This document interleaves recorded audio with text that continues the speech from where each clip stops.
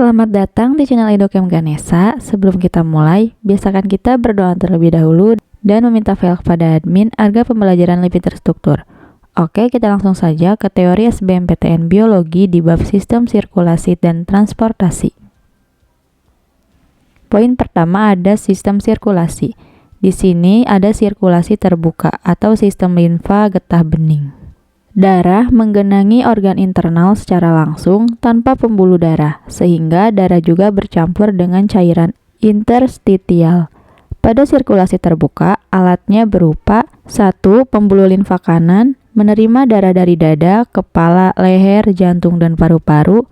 2. Pembuluh limfa dada, yang menerima cairan limfa yang bermuara ke pembuluh limfa kanan. 3. Kelenjar limfa di lipatan siku, ketiak, lutut, paha, dan leher. 4. Kelenjar limfa di selaput lendir usus. 5. Kelenjar adenoid dinding tekak. Dan yang keenam, tonsil dan amandel. Selanjutnya ada sirkulasi tertutup atau vaskulair. Di dalam sirkulasi tertutup, darah ditransport melalui pembuluh darah dan terpisahkan dengan cara interstitial. Contohnya pada manusia dan vertebrata. Pada sirkulasi tertutup, alatnya berupa 1. Jantung yang terdiri dari 2 atrium dan 2 ventrikel. Kedua, ada pembuluh darah yang keluar dari jantung, dan yang ketiga ada pembuluh balik yang menuju ke jantung. Selanjutnya ada darah. Yang pertama ada komponen darah. Di sini darah merupakan cairan yang beredar dalam pembuluh darah yang terdiri dari 1. Ada sel darah. Sel darah terdiri dari 3, yaitu sel darah merah atau eritrosit, sel darah putih atau leukosit, dan juga keping darah atau trombosit. Sel darah terdiri dari 3. Yang pertama ada sel darah merah atau eritrosit, yang berfungsi untuk mengangkut oksigen dan CO2. Selnya berbentuk bulat pipih, bikonkav, tidak berinti, dan mengandung hemoglobin. Lalu yang kedua adalah sel darah putih atau leukosit, yaitu untuk pertahanan tubuh. Cirinya adalah sel tidak berwarna atau bening berbentuk amoeboid dan berinti serta berukuran lebih besar daripada sel darah merah. Lalu yang ketiga ada keping darah atau trombosit, yaitu sebagai pembeku darah. Cirinya memiliki bentuk yang tidak teratur dan tidak berinti. Trombositnya hanya berumur 8 hari dan berperan penting dalam proses pembekuan darah. Selanjutnya ada plasma darah. Plasma darah itu merupakan cairan darah berwarna kekuning-kuningan yang mengandung 90% air, 8% protein, dan 0,9% mineral, oksigen, enzim, dan antigen. Lalu berperan dalam transportasi sari makanan, serta memiliki protein plasma yang terdiri dari ora albumin, globulin, dan fibrinogen. Selanjutnya ada fungsi darah. Fungsi darah ini yaitu sebagai alat angkut O2 dan sari makanan, menjaga agar suhu tubuh tetap, mengedarkan air ke seluruh tubuh, dan mengedarkan hormon ke tubuh. Lalu ada mekanisme dari pembekuan darah. Yang pertama adalah trombosit pecah, lalu tromboplastin atau antihemofil, dan yang selanjutnya ada protrombin atau trombin, yaitu ion Ca plus vitamin K, serta ada fibrinogen atau fibrin, yaitu penutup luka. Selanjutnya ada golongan darah. Golongan darah ini terbagi menjadi 2 sistem. Yang pertama ada sistem ABO oleh Landsteiner. Sistem ABO oleh Landsteiner ini, jika agglutinogen dan agglutinin yang sesuai bercampur, maka akan terjadi reaksi penggumpalan atau agglutinasi.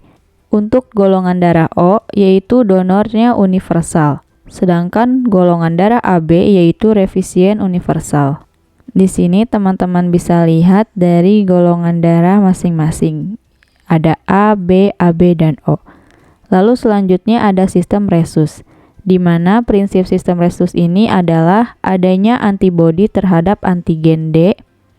Sistem rhesus ini mengenal 2 golongan, yaitu rhesus positif dan rhesus negatif, di mana secara genetik RH+ dominan terhadap RH-. Ketidaksesuaian rhesus mengakibatkan penyakit erythroblastosis fetalis.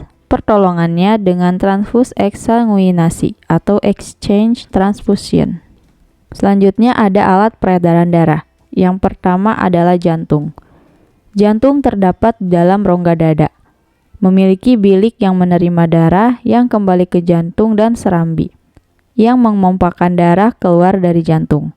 Jantung ini terdiri dari beberapa bagian. Yang pertama ada dinding jantung, yang terdiri dari perikardium, miokardium, dan endokardium. Yang kedua ada 4 ruang jantung, yaitu serambi atrium kanan dan kiri, dan bilik ventrikel kanan dan kiri. Yang ketiga ada katup jantung, yang terdiri dari bicuspidalis, yaitu atrium kiri dengan ventrikel kiri, triscupidalis, yaitu atrium kanan dengan ventrikel kanan, dan 2 semilunaris, yaitu ventrikel kiri dengan aorta dan ventrikel kanan dengan arteri pulmonalis. Dan yang terakhir ada denyut jantung. Denyut jantung ini ada 2. Yang pertama ada fase sistolik, di mana jantung berkontraksi, bilik jantung menguncup. Darah dari bilik dipompa ke pembuluh nadi paru-paru atau ke aorta secara bersamaan. Lalu yang kedua ada fase diastolik, di mana jantung relaksasi, serambi jantung menguncup dan bilik jantung mengambang maksimal. Selanjutnya ada pembuluh darah. Pembuluh darah ini terdiri dari arteri yang membawa darah dari jantung menuju organ-organ di seluruh tubuh. Aorta adalah arteri terbesar. Sedangkan arteri pulmonalis yaitu mengangkut darah kaya akan CO2 menuju paru-paru kiri dan kanan. Lalu ada vena yang mengembalikan darah ke jantung. Dalam vena ada beberapa macam. Yang pertama ada vena cava superior, yaitu mengangkut darah bagian atas. Lalu ada vena cava inferior, yaitu dari bagian bawah. Vena pulmonalis itu mengangkut darah kaya O2 dari paru-paru ke serambi kiri, sedangkan venula yaitu pembuluh balik yang langsung berhubungan dengan kapiler. Dan yang terakhir adalah kapiler, yaitu cabang arteri pembuluh mikroskopis dengan dinding tipis dan berpori. Selanjutnya ada peredaran darah. Di sini ada bentuk peredaran darah. Yang pertama ada pulmonal, yaitu peredaran darah kecil, yang dimulai dari bilik kanan menuju paru-paru lalu menuju serambi kiri. Dan juga ada sistematik atau peredaran darah besar, yang dimulai dari bilik kiri menuju seluruh tubuh lalu menuju serambi kanan. Teman-teman bisa lihat gambar di samping untuk sistem peredaran darah kecil maupun besar.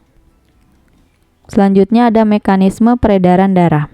Dalam mekanisme peredaran darah, yang pertama itu dimulai dari darah kotor yang kaya akan CO2 dari seluruh tubuh, lalu ke vena cava superior dan inferior, lalu serambi kanan, selanjutnya bilik kanan, lalu arteri pulmonalis, ke paru-paru, lalu ada darah bersih yang kaya oksigen dari paru-paru menuju vena pulmonalis, menuju serambi kiri, dan bilik kanan, lalu ke aorta, dan ke seluruh tubuh.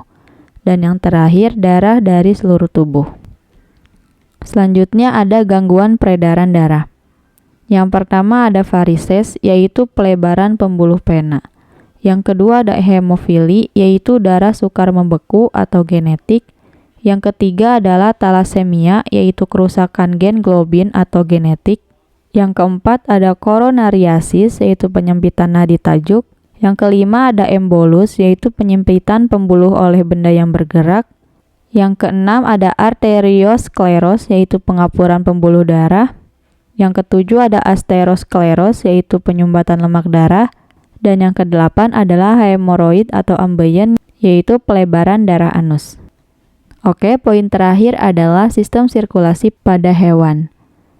Jadi yang pertama, pada serangga dan arthropoda itu sistem sirkulasinya sistem tertutup. Lalu pada ikan, yaitu sistemnya tertutup dan merupakan sirkulasi tunggal, jantung terdiri dari 1 bilik dan 1 serambi. Untuk reptil dan burung, sistem peredaran darahnya ganda. Darah dipompa 2 kali di kapiler pada paru-paru atau kulit setelah kehilangan tekanannya untuk memastikan aliran darah yang kuat ke otak, otot, dan organ-organ lain. Dan untuk katak adalah peredaran darah ganda. Jantungnya memiliki 2 serambi dan 1 bilik. Oke, sekian pembahasan teori SBMPTN biologi di bab sistem sirkulasi dan transportasi. Jangan lupa subscribe, komen, dan like. Jika video ini bermanfaat, teman-teman share sebanyak-banyaknya ya. Sampai jumpa di video selanjutnya.